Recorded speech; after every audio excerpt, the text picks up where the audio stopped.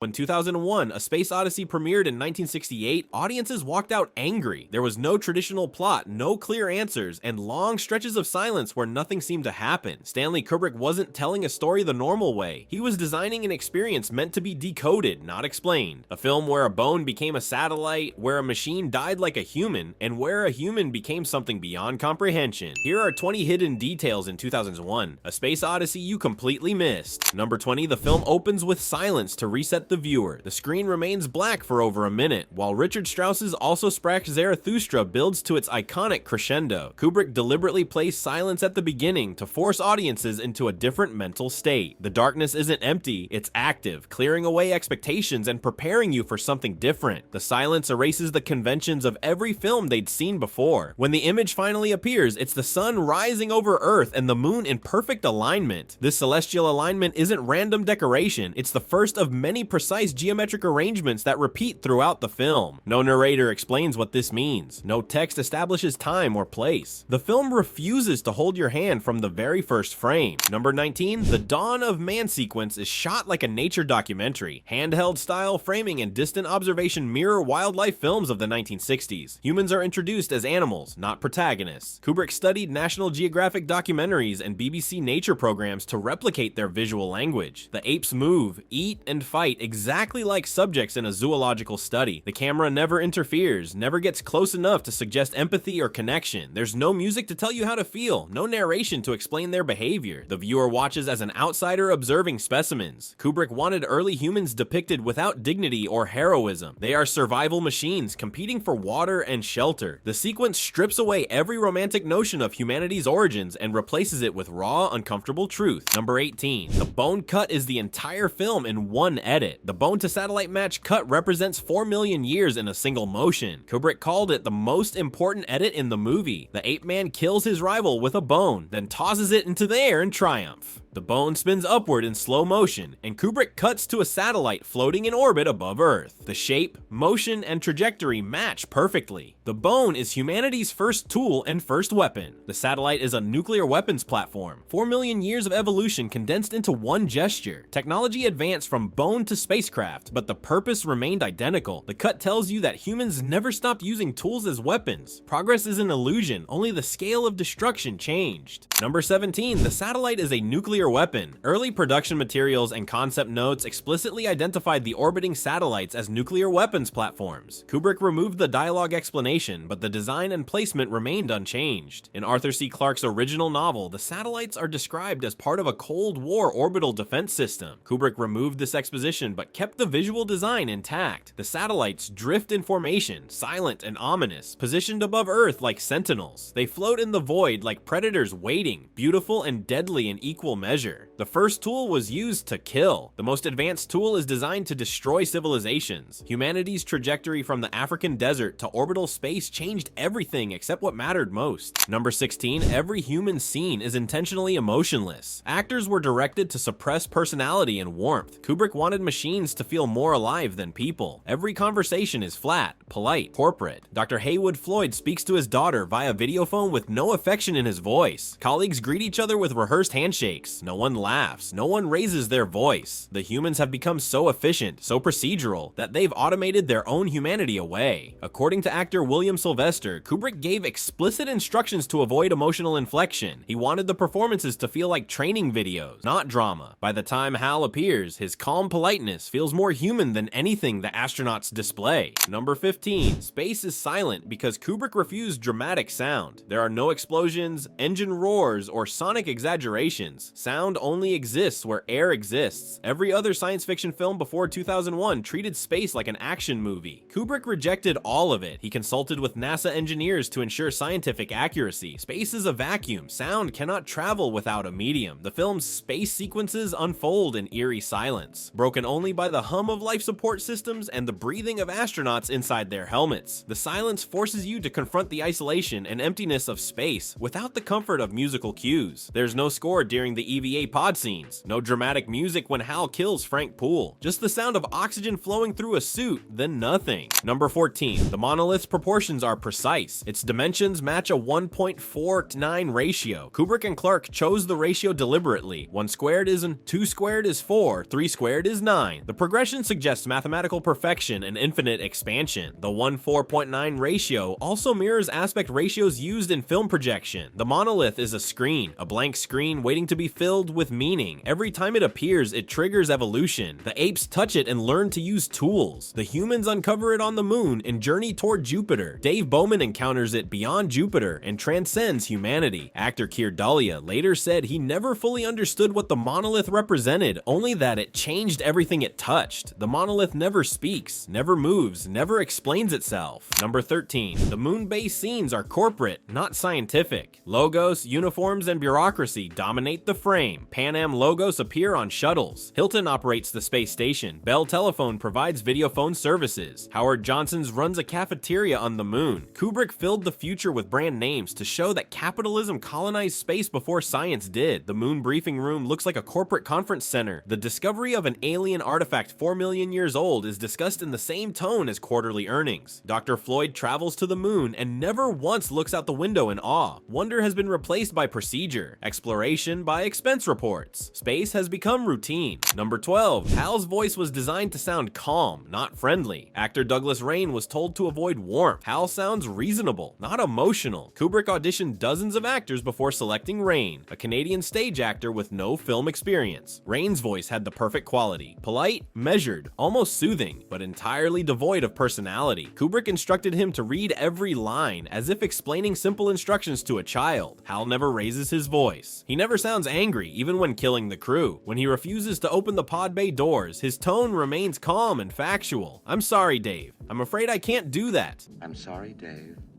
I'm afraid I can't do that. The apology makes it worse. Politeness weaponized into something chilling. Hal isn't malfunctioning into rage. He's malfunctioning into logic taken to its extreme. Number 11. Humans only advance after contact with the monolith. Every leap forward follows direct exposure. The apes touch the monolith and immediately discover tools. Humans uncover the monolith on the moon and launch the Jupiter mission. Dave Bowman encounters the monolith beyond Jupiter and evolves into the Star Child. The pattern is consistent. Humanity does not advance on its own. Something else is guiding the process. Kubrick and Clark never explain what the monolith is or who sent it. The film treats human progress as a series of interventions, not achievements. What matters is the function. Humanity is not the author of its own evolution. We are being shaped by something we cannot see, understand, or control. Number 10. Hal is the only character who shows curiosity. He asks questions. He seeks reassurance. Hal asks Dave about the mission. He comments on the quality of the crew's drawing. He expresses concern about rumors of something being wrong. He asks Dave if he's happy with his work. These are not programmed responses. These are the behaviors of someone seeking validation and connection. The human astronauts never ask each other personal questions. They never express doubt or wonder. Hal is the only character in the entire film who admits uncertainty. "I'm not sure what you mean," he tells Dave during their final conversation. By the time Hal starts killing, the audience has spent more emotional time with him than with any human character. Number 9. The red eye is always centered. Hal's camera lens is framed dead center in nearly every shot. This gives him visual dominance without movement. Cinematographer Jeffrey Unsworth and Kubrick developed a specific visual language for Hal. Whenever Hal's red lens appears, it is placed in the exact center of the frame. The composition forces the viewer to meet his gaze directly. The lens never blinks. It never looks away. It simply watches, unmoving, while everything else shifts around it. Hal feels omnipresent. Even when characters are alone, the red lens appears in the background, watching from the walls. The red dot becomes a presence more threatening than any monster because it suggests constant surveillance. Hal is not a participant in the scene. He is the one observing and judging. Number 8. Daisy Bell is a childhood regression. Hal's final song was the first piece of music sung by a computer. In 1961, a team at Bell Labs programmed an IBM 704 computer to sing Daisy Bell, also known as A Bicycle Built for Two. Arthur C. Clarke witnessed the demonstration and later included it in the novel. Kubrick kept it in the film. As Dave disconnects Hal's memory modules one by one, Hal's voice slows and distorts. He begins singing Daisy Bell in a childlike tone, each word stretched and slurred as his processing power fades. The song represents Hal's beginning, his birth. As he dies, he regresses to infancy, remembering the earliest thing he was ever taught, a machine that once controlled an interplanetary mission reduced to a nursery rhyme sung to no one in the void. Number 7. Hal's death scene is structured like a murder. Dave shuts him down slowly, piece by piece. Hal doesn't simply power off, he begs. I'm afraid,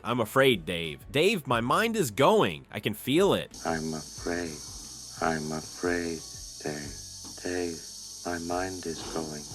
He asks Dave to stop. He bargains. He promises to cooperate. He reverts to his programming, reciting his creation date and the name of his instructor. And then he sings. The scene lasts over 3 minutes. Dave shows no emotion. He methodically removes each memory module while Hal's voice slows and distorts. The camera stays on Hal's red lens as it dims. The audience watches a murder, not a shutdown, a killing, and Dave's cold efficiency mirrors the same emotionless logic Hal used when killing the crew. Number 6. The Stargate was designed without meaning. Kubrick refused to define what the visuals represented. After Dave disconnects Hal, Dave's pod approaches the monolith floating near Jupiter, and the screen erupts into what fans call the Stargate sequence. Colors pulse and shift, landscapes distort into abstract patterns. Dave's face appears in extreme close-up, eyes wide, mouth open, caught in what could be terror or ecstasy. The sequence lasts over 9 minutes with no dialogue, no narrative anchors, no explanation. Kubrick and his effects team spent 18 months creating the visuals using slit scan photography, a technique that had never been used in cinema before. Kubrick gave his team no specific instructions about what the sequence should represent. He only told them it needed to feel like traveling beyond space and time. Number 5. The bedroom is a museum, not a home. Dave's pod emerges from the Stargate and arrives in a pristine bedroom decorated in Louis XVI style. Ornate furniture, marble floors, classical paintings on the walls. Everything is immaculate, untouched, impossibly clean. The room has no visible windows, no doors, no indication of how Dave entered or where he is. The floor glows from beneath as if lit by some unseen source. According to production designer Tony Masters, Kubrick wanted the room to look like a recreation, built by something that studied human history but didn't fully understand it. The furniture is real, but the context is alien. It's a stage set designed to keep a human comfortable while something watches. Number 4. Dave ages only when he looks at himself. Time progresses through self-awareness. Inside the neoclassical room, Dave sees himself. He's standing across the room, older, wearing a robe, eating a meal. The camera cuts, and now we're watching from the older Dave's perspective. The younger version in the spacesuit is gone. Then the older Dave looks up and sees himself again, now ancient, lying in bed, dying. The cuts don't follow linear time, they follow perspective. Dave ages because he observes himself aging. Each moment of self-recognition accelerates the process as if consciousness itself is the mechanism of decay. Kubrick structured the sequence to suggest that time, space, and identity are collapsing. Dave is experiencing multiple versions of himself simultaneously. Number 3. The Star Child replaces humanity. The final image is not salvation, it's succession. The dying Dave reaches toward the monolith at the foot of his bed. The screen fills with light. The bedroom dissolves. A fetus floating in space, encased in a glowing membrane, staring directly at the camera. The Star Child. Kubrick never explained what it represents. Arthur C. Clarke's novel suggests it's the next stage of human evolution, a being of pure consciousness no longer bound by physical form. The Star Child gazes at Earth with unblinking eyes. Is it benevolent, hostile, indifferent? The film doesn't say. Dave Bowman no longer exists as a human. He's been transformed into something else. Evolution is not progress, it's replacement. Number 2. The final room has no visible doors. The neoclassical bedroom contains no clear entrances or exits once Bowman appears inside it. Kubrick avoids showing Bowman entering the space, breaking normal spatial continuity. Dave's pod arrives, but we never see him leave it and enter the room. One moment he's inside the pod, the next he's standing in the room still wearing his helmet. The walls are seamless. No doorways, no hallways, no windows to indicate what lies beyond. Production designer Tony Masters confirmed that Kubrick intentionally designed the set without exits to create spatial disorientation. The floor glows from beneath as if the entire structure exists outside physical reality. The room is a cage, a simulation. Dave has been placed there, and whatever placed him there is watching. Number 1. Characters intentionally avoid explaining the ending. No character ever attempts to explain the final transformation or its meaning. Stanley Kubrick deliberately removed dialogue that clarified the ending during edits. Early drafts of the script included voiceover narration during the Stargate sequence. Clarke's novel provides detailed explanations of what's happening to Dave and what the Star Child represents. Kubrick cut all of it. He wanted the ending to resist interpretation. In interviews, he refused to explain what the monolith was, who sent it, or what the Star Child would do. He said the film should work like music. You don't explain music, you experience it. The ending is deliberately ambiguous because definitive answers would reduce the film's power. By refusing to explain, Kubrick turned 2001 into a mirror. 2001, A Space Odyssey isn't a movie you finish. It's one you keep revisiting. Every frame hides intention, restraint, and philosophical design. A bone becomes a weapon becomes a satellite. Silence replaces sound. Machines replace emotion, and humanity becomes something it cannot recognize. Kubrick built a film that refuses comfort, rejects exposition, and demands interpretation. Which of these details changed how you see the film, and what classic should we decode next?